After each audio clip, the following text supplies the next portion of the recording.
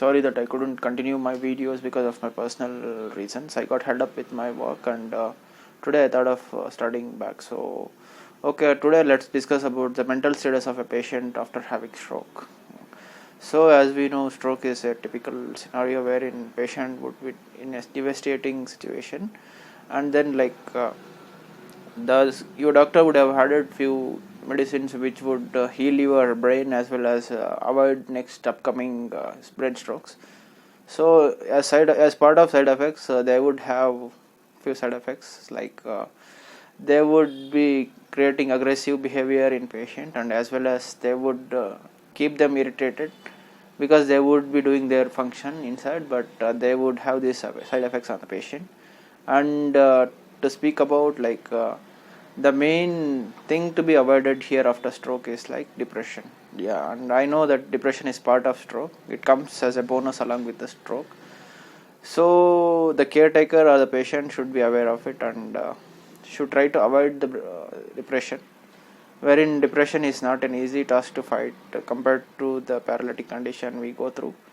So paralytic condition, as much as effort you can put in, you can recover accordingly, but this depression is not an easy task to get out.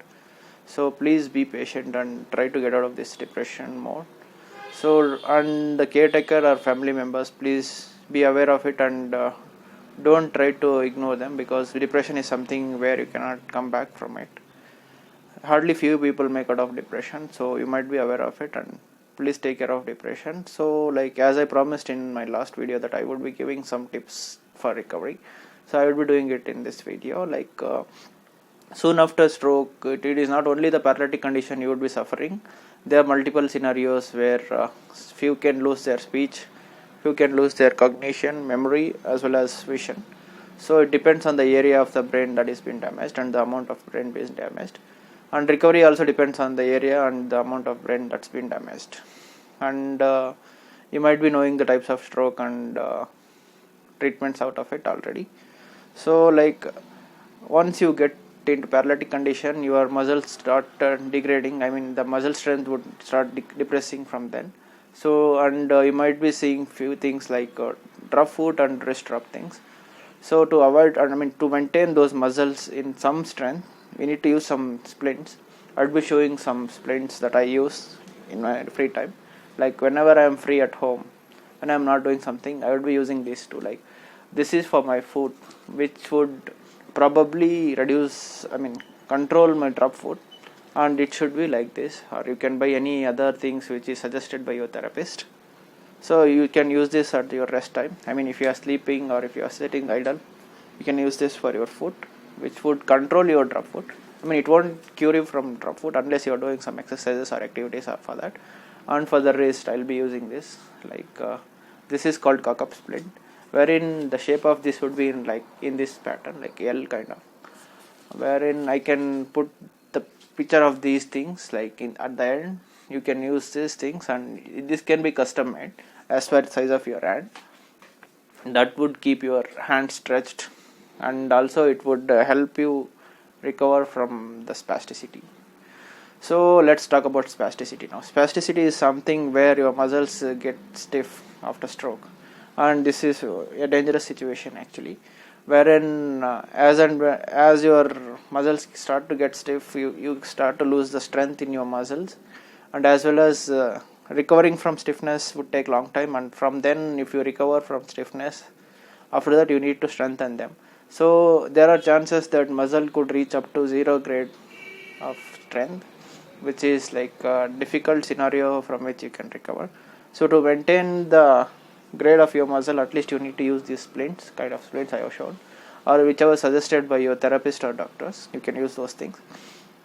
These are suggested by my therapist, which I am using it now. And in initial stages, I would suggest you to reach out to the therapist as soon as possible. Some physio can help you to get out of this paralytic condition, and there are few therapists available for your vocal training. I mean, if someone lost his speech or something like that, so they can reach out to those kind of therapists. And paralytic condition is something where most people suffer, so I am talking about paralytic condition here more, which I suffered a lot, apart from which I was pretty well. I had no vision issues, cognition issues, or speech issues. So I'm not talking much about it. I had only the paralytic issue, which I'm talking about now. So better reach out to the therapist, appropriate therapist. I would suggest reach out to a neurotherapist. He can only help you better. Like there are multiple branches in therapy as well, like physiotherapy. Like you might be having sports physiotherapist, you might be having ortho, you might be having cardiac or something like that. So I would suggest you to reach to the neurotherapist, or it is better to reach a rehabilitation center where you get all the devices and guidelines where you can recover well. So to start with, at home I would give you 1 or 2 exercises today. So, and in this condition leg recovery is pretty easy compared to hand, because hand is something you cannot use it without fingers, and in initial stages or any stage after in the stroke, you would not get these fingers easy. It's pretty difficult to get these finger movements. These are called fine movements, and those are really difficult unless you put your efforts in. And foot and leg are something where you can use them as and when you start using them, because you start putting weight on your affected leg and normal leg as well, and there is no substitute for your leg. So for example, you can see me like I got affected at my left, but I am using my right for everything. So we have substitute for hands unless you are driving or something like that. So you can avoid using your hand for some while, but wherein if you want to go to some place, then you might need to use both of your legs, otherwise you cannot just jump and go in your one leg. So there you would start using your both legs. So from that stage you would start to recover your leg. And the main funda here is like once you start putting weights on your affected sides, you start to recover. So that is how you need to start with. So I'll be starting with few stretches which you can do by yourself. That is only for hand. So I think this would be taught to you from every therapist. These are the basics. Like for hand, I would suggest hold them like this. Just take them up and just bend it like this and take it up again and get it front. You can do 10-20 repetitions, as many as you can. This would help you to reduce the spasticity in your shoulders and elbows. And probably you can also do this. Take it front, pull it back, front, down. This one you can do at least 10 or 20 repetitions or more, how many ever you can do it. And ball, that smiley ball you get, you can do that ball press. Stress ball, you can use that, and you can do the pressing and releasing of the ball. Even that would help you in recovery of your fingers. So coordinated movements and other things, you need to consult your physiotherapist who can help you better in this. And then the depression, as I mentioned, you should be aware of it and you should get over it as soon as possible. The more you push it into, there is no chance of coming back. Even I was into depression, and you would get suicidal thoughts and other things. It's very hard to get out of that condition, but yes, you can get out of it unless you try it. And apart from these splints and these basic stretches, you can also go for electric stimulations, which would be provided by your therapist. They would be knowing your motor points, where to put those electrodes, place those electrodes and give you electric stimulation. So I would suggest you to just reach out to your therapist as soon as possible. The more you delay, the recovery would get worse. You need to put more efforts if you delay it. So probably you should start immediately after getting discharged. In few hospitals I have seen that they are starting physio right from their ICU wards. So you can, if you get into such kind of hospitals, that is better. That it is always better you start early.